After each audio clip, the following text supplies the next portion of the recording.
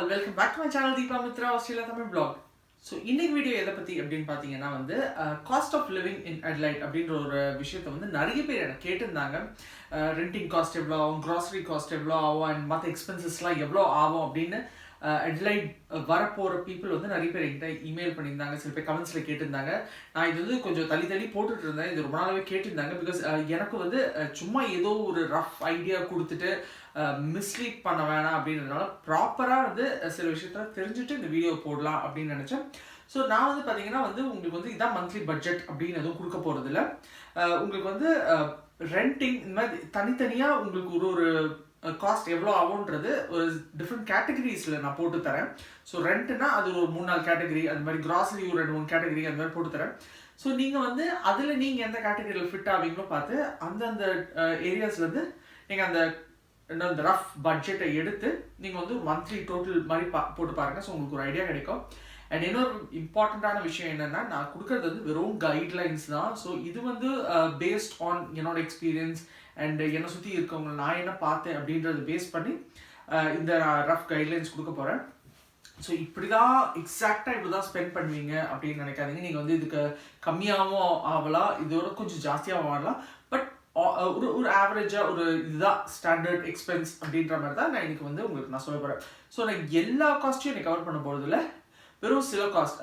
இது நான் ஏன் சின்ன டாபிக்ஸாக பண்ணுறேன் அப்படின்னு பார்த்தீங்கன்னா வந்து அட்லீஸ்ட் வந்து கொஞ்சம் டீட்டெயில்டாக பேசலான்னு கடன்னு இதான் ரெண்ட்டு, இதுதான் டிரான்ஸ்போர்ட், இதுதான் கிராசரி ஆகும் அப்படின்னு சொல்கிறதோட, ஸோ ரெண்டிங் அப்படின்னா அதில் கொஞ்சம் டீட்டெயில்டாக உங்களுக்கு வந்து எனக்கு தெரிஞ்ச இன்ஃபர்மேஷன் எல்லாம் கொடுக்கலாம் அப்படின்றதுனால நான் கொஞ்சம் டாபிக்ஸாக கவர் பண்ணுறேன், மொத்தமாக கவர் பண்ணாமல். ஸோ நீங்கள் வந்து இந்த வீடியோ வந்து தொடர்ந்து பார்த்துட்டே வந்தீங்கன்னா உங்களுக்கு வந்து ஒரு ஐடியா கிடைக்கும். அடுத்தடுத்து நான் கவர் பண்ணுற டாபிக்ஸில் என்ன மாதிரியான எக்ஸ்பென்சஸ் இருக்கலாம், எவ்வளோ ஆகும் மந்த்லி பட்ஜெட் அப்படின்றத ரஃபாக நீங்கள் கால்குலேட் பண்ணிக்கலாம்.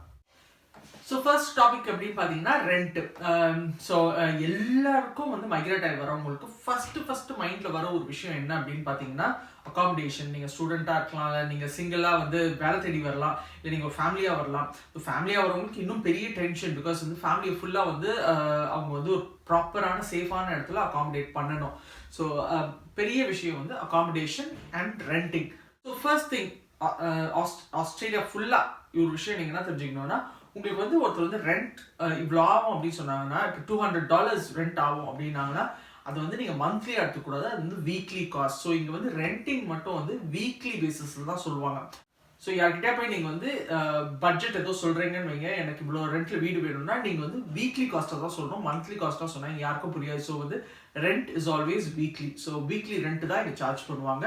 சில பேர் வந்து ஃபோர்ட்நைட்லி வந்து பேமெண்ட் எடுப்பாங்க, பட் முக்கால்வாசி பார்த்தீங்கன்னா வீக்லி போயிடும். பட் பேசும்போது you talk only in terms of weeks, ஓகேங்களா? ஸோ தி ஃபர்ஸ்ட் திங் பார்த்தீங்கன்னா வந்து இப்போ நீங்கள் வந்து ரெண்டிங் அப்படின்னு எடுத்தீங்கன்னா வந்து இட் டிபெண்ட்ஸ், நீங்கள் எந்த ஏரியாவில் இருக்கீங்களோ எல்லா ஊர் மாதிரி தான், நீங்கள் இருக்கிற ஏரியாவை பொறுத்து தான் ரெண்ட்டு. இப்போ வந்து ஆஸ்திரேலியா ஒரு அட்லைடை பொறுத்த வரைக்கும் பார்த்தீங்கன்னா, ஆஸ்திரேலியாலுமே அப்படி தான். So CBT city. ஸோ இந்த முக்கியமான விஷயம் என்ன அப்படின்னு பார்த்தீங்கன்னா வந்து டிஸ்டன்ஸ். சிட்டியிலேருந்து அந்த வீட்டுக்கு வந்து டிஸ்டன்ஸ் எவ்வளோன்றது ரொம்ப இம்பார்ட்டன்ட். ஸோ அதை பேஸ் பண்ணி தான் வந்து நார்மலாக ஒரு வீடோட ரெண்ட் இருக்கும். ஒரு 2 bedroom யூனிட் ஓட ரெண்ட் வந்து சிட்டிக்குள்ளே இருந்தால் அதுக்கு ஒரு ரெண்ட் இருக்கும். சிட்டிக்கு அடுத்து இமீடியட் சர்க்கிள் இருந்தால் அதுக்கு ஒரு ரெண்ட் இருக்கும். அடுத்து தள்ளி சர்க்கிள் இருந்தால் அதுக்கு ஒரு ரெண்ட் இருக்கும். அண்ட் கம்ப்ளீட்லி அவுட்டர் இருந்தால் அதே வீடு இன்னும் கொஞ்சம் சீப்பாகவே இருக்கும். ஸோ சிட்டிலேருந்து டிஸ்டன்ஸ் கால்குலேட் பண்ணி அந்த பேசிஸ் தான் வந்து ரெண்ட்.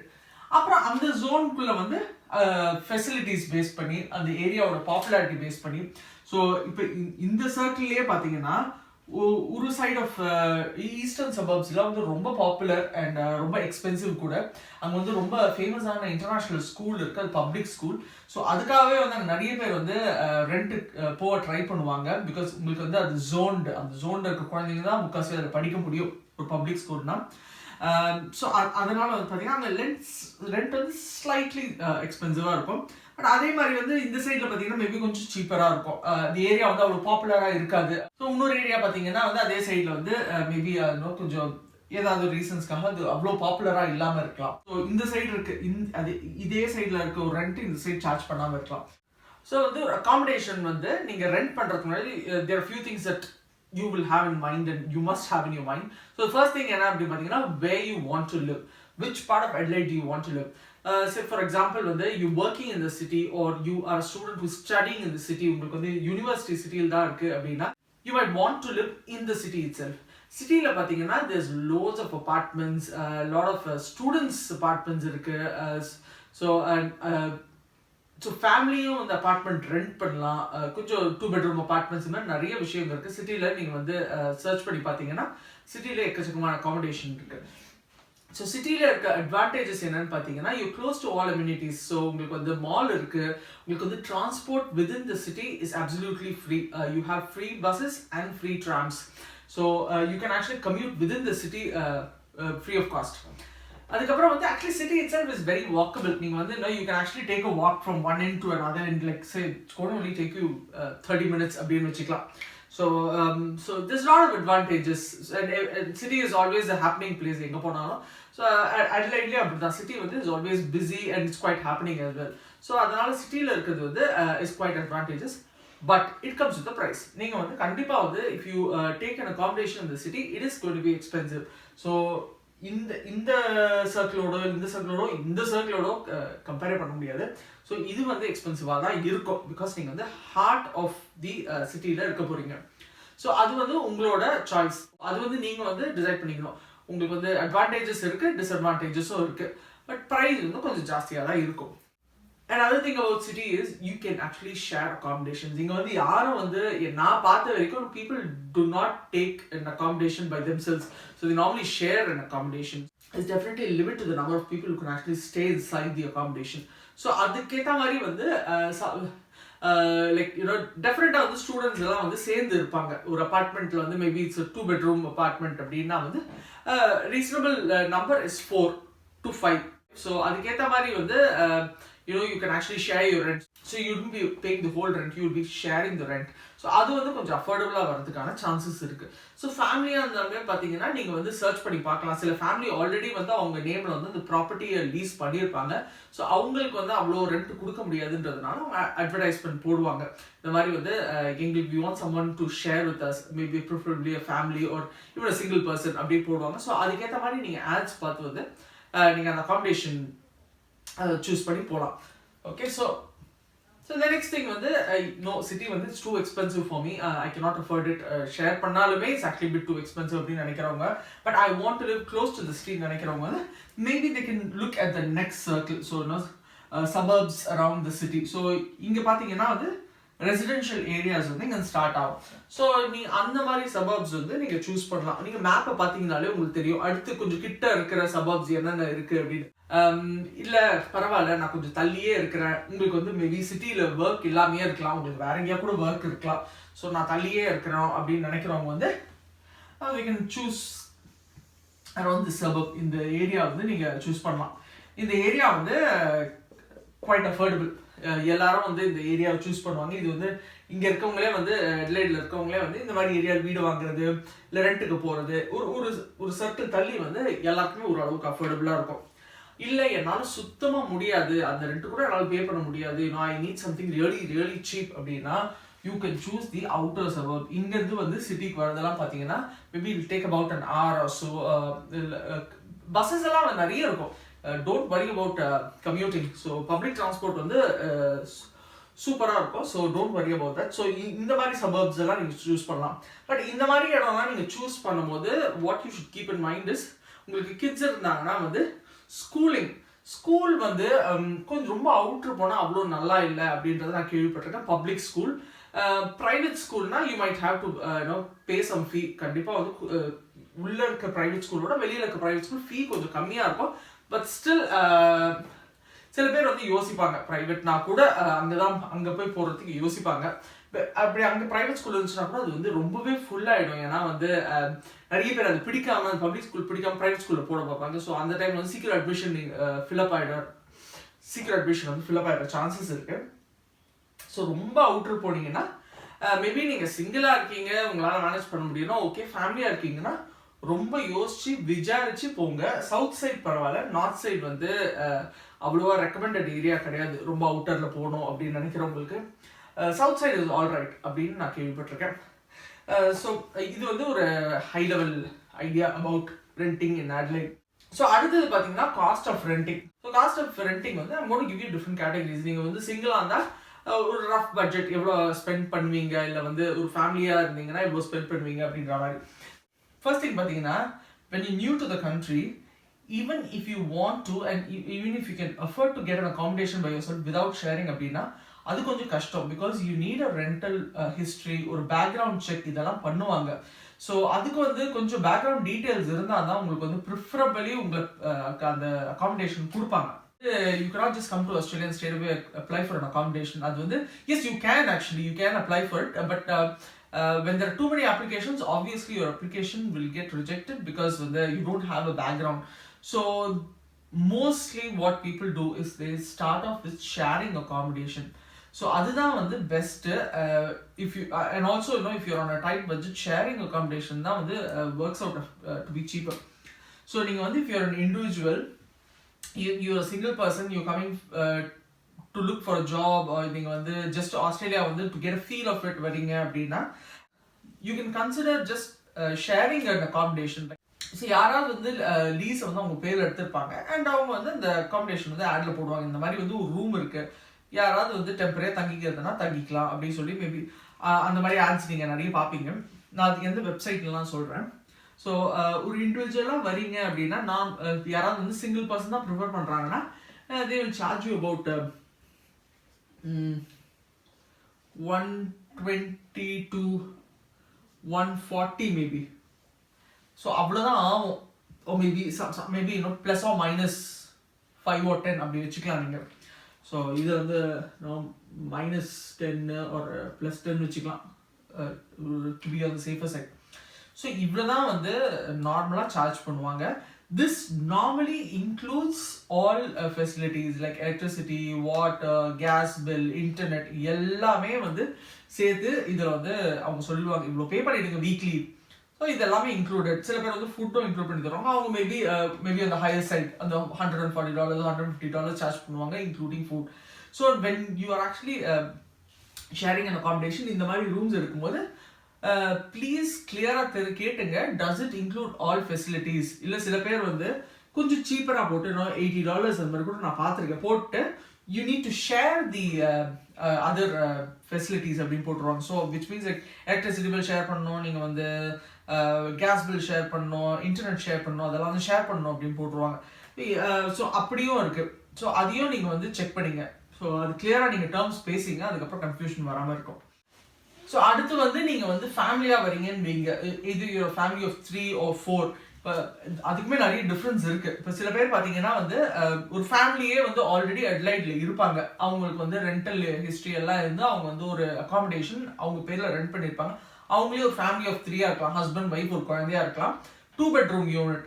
ஸோ அவங்க வந்து ஆட் போடலாம் இந்த மாதிரி வந்து இன்னொரு ரூம் இருக்குது, இன்னொரு ஃபேமிலி வந்து வரதை தான் எடுத்துக்கலாம் அப்படின்னு சொல்லிட்டு. ஸோ எய்தர் வந்து அவங்க அந்த மாதிரி கேசஸ்லாம் பார்த்தீங்கன்னா எய்தர் அந்த ரெண்ட்டையே வந்து ஹாஃபாக ஷேர் பண்ணி பில்ஸ் எல்லாமே ஹாஃபாக ஷேர் பண்ணுவாங்க, இல்லாட்டி அந்த ஒரு ரூமுக்கு இருக்கும் சார்ஜ் பண்ணுவாங்க. அந்த மாதிரி ஆப்ஷன்ஸ் இருக்குது. ஸோ அந்த மாதிரி ஆப்ஷன்ஸ்ல நீங்கள் வந்து maybe you B spending about $150 to say $180 a week. This is just a rough idea. இது வந்து could be like you are sharing the rent exact half நீங்கள் ஷேர் பண்ணிருக்கலாம். அந்த ரெண்ட் வந்து say it's $300 accommodation அப்படின்னா நீங்கள் வந்து you be paying $150 and you'll also be sharing the bills அந்த மாதிரி இருக்கலாம். இல்லாட்டியா வந்து அவங்க வந்து ஒரு கணக்கு மாதிரி போட்டு கொடுத்துடலாம், just pay me flat $200 including bills அப்படி சொல்லிடலாம். ஸோ அவங்க வந்து maybe they paying $300 rent per week and you'll be paying $200 including all the bills அந்த மாதிரி இருக்கலாம். இந்த மாதிரி டைம்ஸ் பார்த்தீங்கன்னா உங்களுக்கு வந்து அகாமடேஷன் கிடைக்கிறது கஷ்டம் அப்படின்றதுனால மேபி நீங்கள் இந்த மாதிரி ஆப்ஷன் போகலாம். yes you'll be paying more than half, but வந்து உங்களுக்கு டு ஸ்டார்ட் வித் இந்த மாதிரி விஷயம்லாம் கொஞ்சம் யூஸ்ஃபுல்லாக இருக்கும். பிகாஸ் பில்ஸ் கூட இன்க்ளூட் பண்ணலாம் அவங்க. ஸோ அதெல்லாம் நீங்கள் செக் பண்ணிக்கணும். நெக்ஸ்ட் அப்படின்னு பார்த்தீங்கன்னா ஒரு ஃபேமிலி ஆஃப் 4.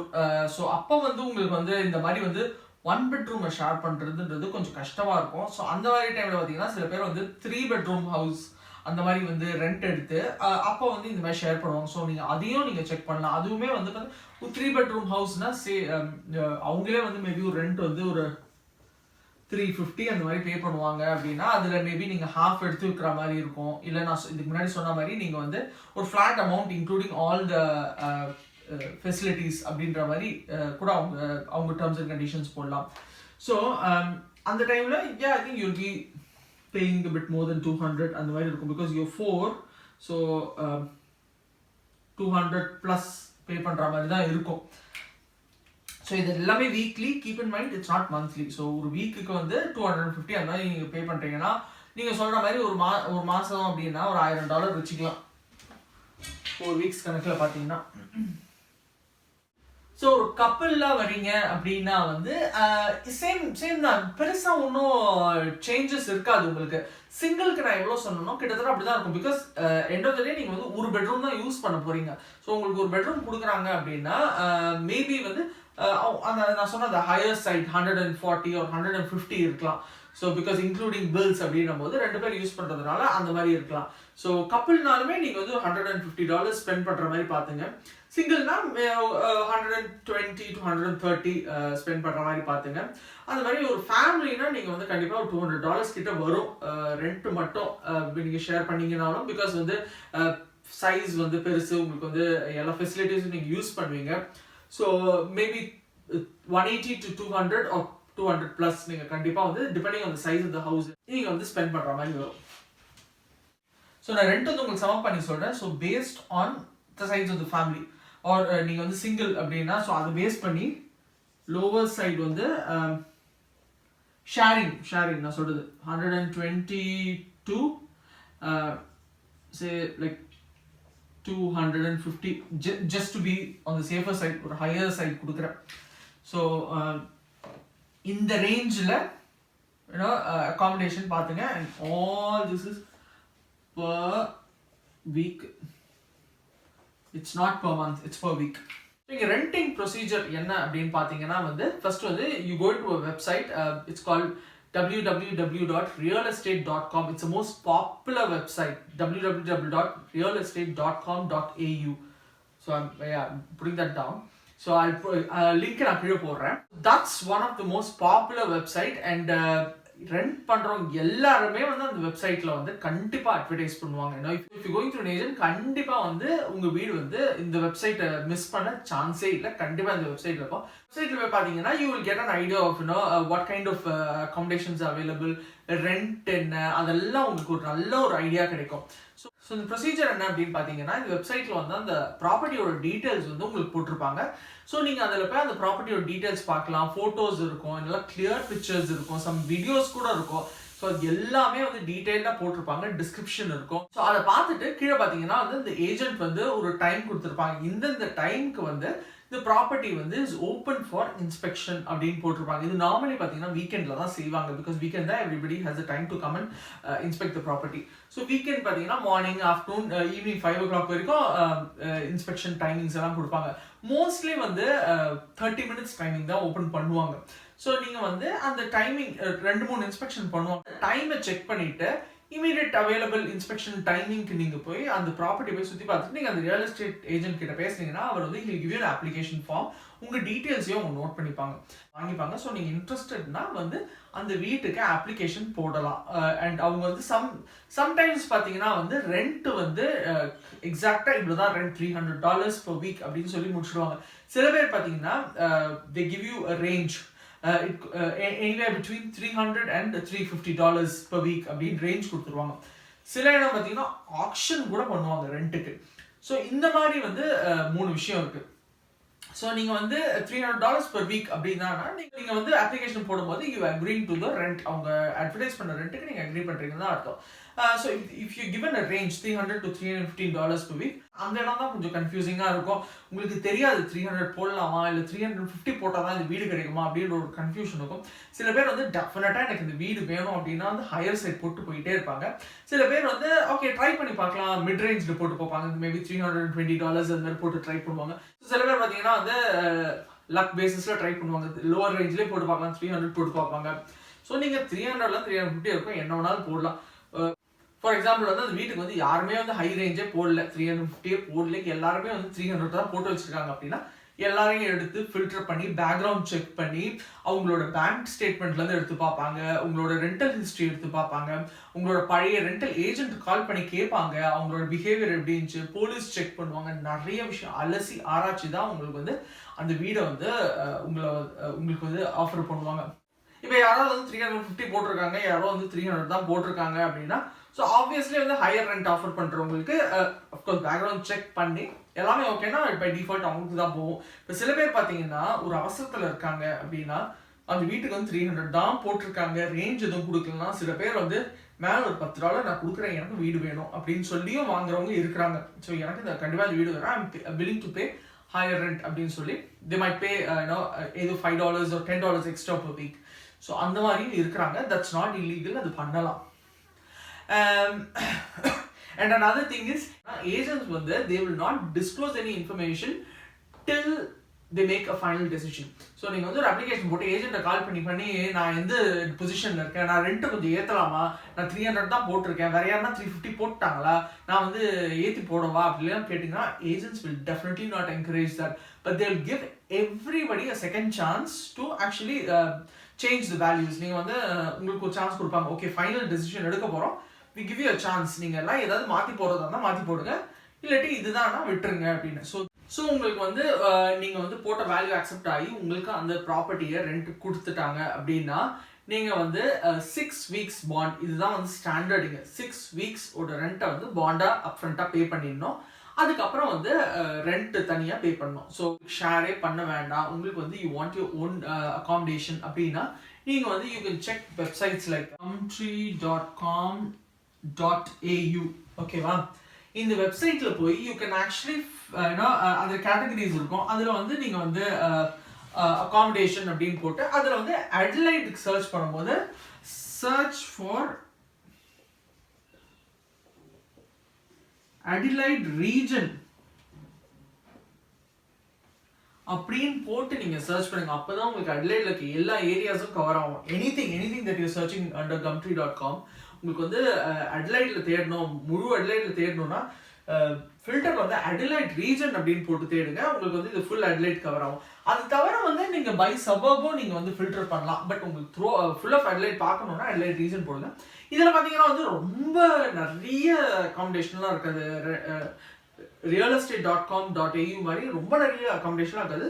பட் ரீசனபிளி நிறைய அகாமடேஷன்ஸ் வரும். பட் எது பண்ணாலும் make sure you doing it legally. நீங்கள் வந்து பேப்பர் இல்லாமல் ரிட்டர்ன் ஒர்க் இல்லாமல் எதுவும் செய்யாதீங்க. அதுக்கப்புறம் நாளைக்கு நீங்கள் ரெண்ட்டை கொடுக்கல அப்படின்னு ஏதாவது பிரச்சனை வந்துச்சுன்னா வந்து லீகலாக இருந்தால் தான் டீல் பண்ண முடியும். ஸோ நீங்கள் தனியாக அட்வர்டைஸ் பண்ணாலும் சரி, நீங்கள் ஏஜென்ட் வழியாக போனாலும் சரி, பேப்பர் ஒர்க்ஸ் எல்லாம் லீகலாக பண்ணிவிடுங்க. So Facebook can be really helpful at this time. This is for sharing and for getting your own accommodation. நீங்க பாத்தீங்கன்னா if you actually go and check for Indian groups in Adelaide or Indian families in Adelaide, all those Indian Facebook groups or people who live in Adelaide, அப்படி பாத்தீங்கன்னா வந்து you can find heaps of people advertising their property. அங்க இருக்கவங்க own property வந்து maybe யாராவது Indian கொடுக்கணும்னு நினைக்கலாம். Another thing is realestate.com.au லியே வந்து அவங்களது இன்னொரு ஷேரிங் அகாமடேஷனுக்கு ஒரு தனி வெப்சைட் வச்சிருக்காங்க, அவங்களோட ஓன் வெப்சைட்டு. ஸோ நீங்கள் அதையும் போய் செக் பண்ணுங்க. ரன் பண்ணும்போது நீங்கள் பார்க்க வேண்டிய இன்னொரு முக்கியமான விஷயம்னா, நீங்கள் ஒரு ஃபேமிலி அப்படின்னா வந்து கண்டிப்பாக வந்து ஸ்கூல் பார்க்கணும். இதான் நான் சொன்ன மாதிரி வந்து கொஞ்சம் சிட்டி சுற்றி இருக்க சபர்ப்ஸ்லாம் வந்து பப்ளிக் ஸ்கூல்லே ரொம்ப நல்லா இருக்கும். பட் நீங்கள் வந்து கொஞ்சம் ரொம்ப அவுட்டர் போயிட்டீங்க அப்படின்னா வந்து பப்ளிக் ஸ்கூல் வந்து அவ்வளோ நல்லா இருக்காதுன்னு நான் கேள்விப்பட்டிருக்கேன். அனதர் திங் வந்து ஃபெசிலிட்டிஸ் பார்த்துங்க. ஸோ நீங்கள் வந்து ஒர்க்குக்கு வந்து பப்ளிக் டிரான்ஸ்போர்ட் எடுக்கிறவங்களா இருந்தால் மேக் ஷோர் உங்களுக்கு வந்து ஒரு பஸ் ஸ்டாண்டோ இல்லை ஒரு ட்ராம் ஸ்டாப்போ இல்லை ஒரு ட்ரெயின் ஸ்டாப்போ கொஞ்சம் கிட்ட இருக்கிற மாதிரி. அண்ட் அடுத்து வந்து அஃப்கோர்ஸ் ஃபெசிலிட்டிஸ் ஓரளவுக்கு ரீசனபிளி கிட்ட இருக்கிற மாதிரி பார்த்துங்க.